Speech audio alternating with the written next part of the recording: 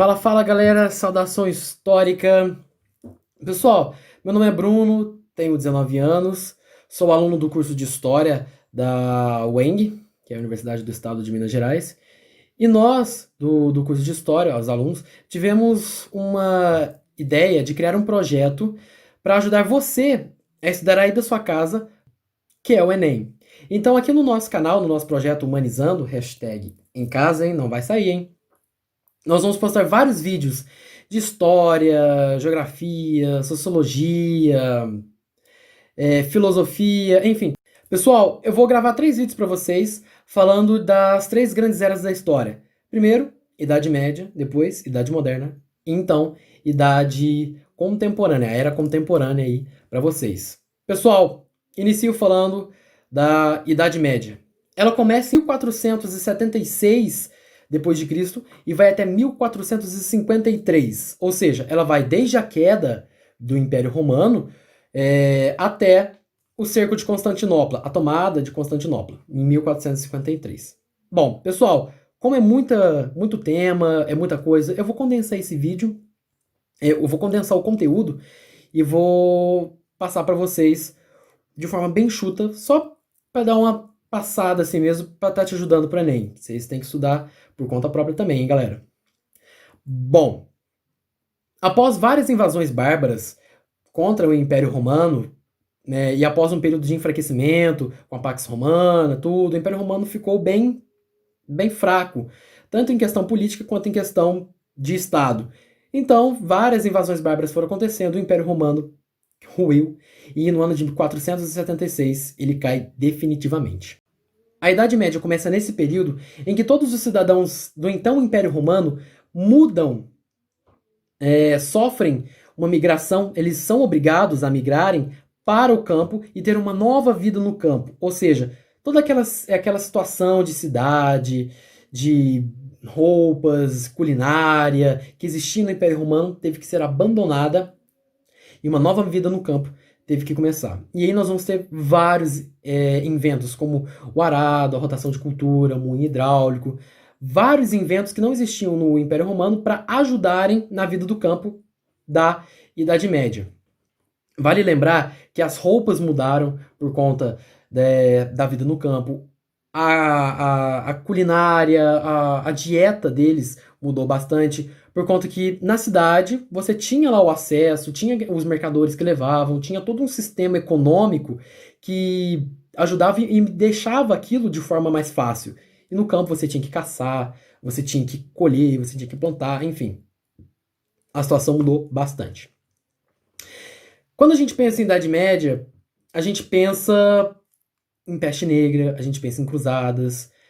Eu vou falar tudo isso para vocês. Com a queda do Império Romano e a não muito forte influência dos reis, que só vão ter o seu poder absoluto na Idade Moderna, quando surgiu o absolutismo, a igreja surge como o papel de policiadora para aquela sociedade, para aquele povo do campo. Então a igreja vai falar: matar o outro é pecado, você roubar é pecado, né? E aí tudo aquilo que girar na Idade Média, tanto na alta do século V ao X, quanto na baixa dos 10 ao 15, vai ser de influência extrema da igreja. Inclusive, o lema da Idade Média para a igreja é ora et labora, ore e trabalhe. Ou seja, a vida na Idade Média era só você rezar e trabalhar, não tinha muito sentido, não tinha uma grande motivação para que você vivesse de forma assim: nossa, hoje eu vou acordar e vou fazer tal coisa. Não, era tudo muito sombrio, era tudo muito trevoso, entre aspas. Pois bem, na Idade Média, na Alta Idade Média, nós vamos acompanhar então o crescimento do novo sistema social, feudalismo, em que aqueles cidadãos que moravam naquelas cidades de Roma vão mudar para o campo e vão ser acolhidos por fazendeiros que virão a se tornar os senhores feudais. E aí, com base em todo aquele contexto, em toda aquela situação, muros foram criados em volta das cidades para protegerem elas de invasões não só bárbaras, mas também de outros feudos vizinhos e inimigos, e castelos foram construídos. Então nós tivemos uma mudança arquitetônica muito grande durante esse período. E Também, para ajudar nessa ordem social, nós vamos ter a relação de suzerania e vassalagem. O suzerano era aquele senhor feudal que tinha grande influência naquele meio perante os outros feudos, tinha um exército bem estruturado, um poderio bélico muito forte, um grande poderio religioso por parte da igreja. A igreja confiava muito naquele senhor feudal.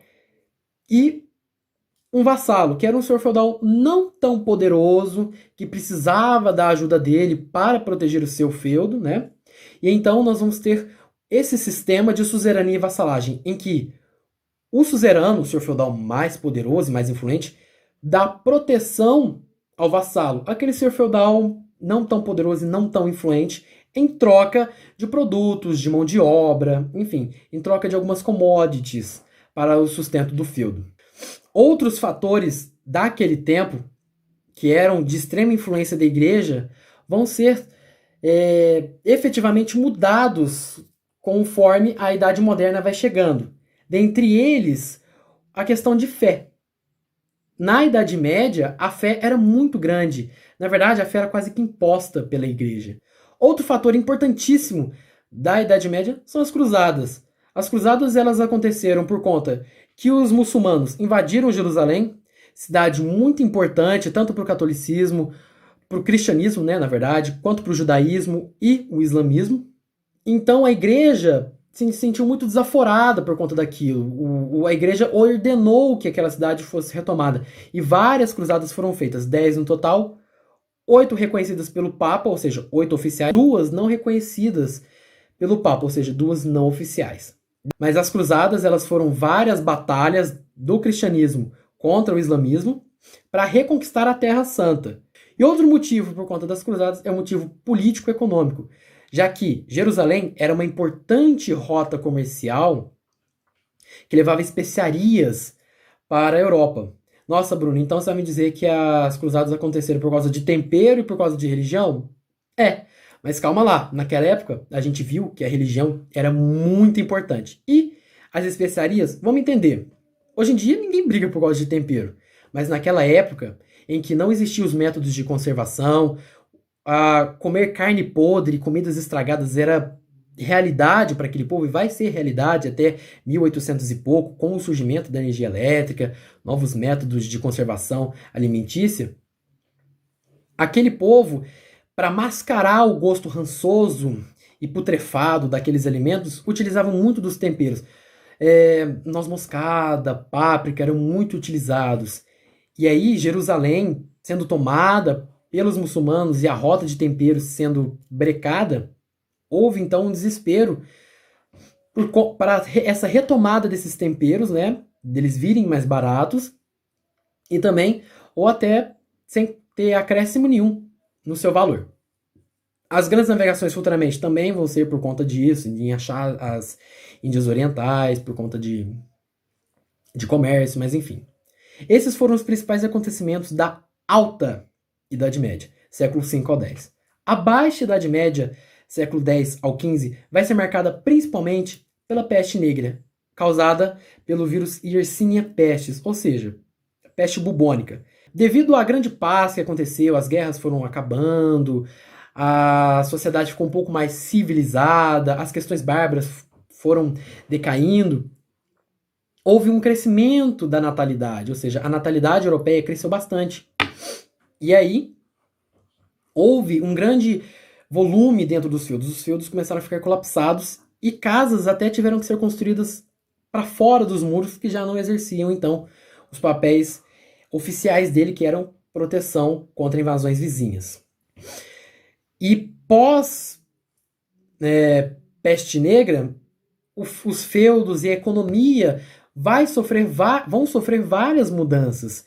O sistema econômico vai mudar, o sistema de saneamento vai mudar, a influência dos reis vai começar a crescer, porque já que teve esse período de doença, várias guerras foram brecadas, inclusive a Guerra dos 100 Anos foi parada durante esse tempo da peste negra. Na Baixa Idade Média surge aquela que será uma classe muito vista até os séculos de hoje, né, na Idade Contemporânea, que é a burguesia. Burguesia que são pequenos comerciantes, grandes comerciantes, né? Donos de navios, comerciantes de tecido, comerciantes de especiarias, vão começar a aparecer e vão ter aí o seu reconhecimento, o seu principal ato no período do Renascimento. Renascimento cultural, com Sandro Botticelli, Leonardo da Vinci, enfim, vários desses grandes e renomados e reconhecidos até hoje, pintores e escultores da Itália, como Michelangelo, Rafael, Donatello, vão ser financiados não só pelos burgueses, mas também pela igreja. Aquela igreja que condenava a arte com muitas cores claras, rostos bem trabalhados na Idade Média. Vocês podem até ver que durante a Idade Média as pinturas, rostos basicamente iguais, pinturas com cores muito neutras, né, cores bem foscas.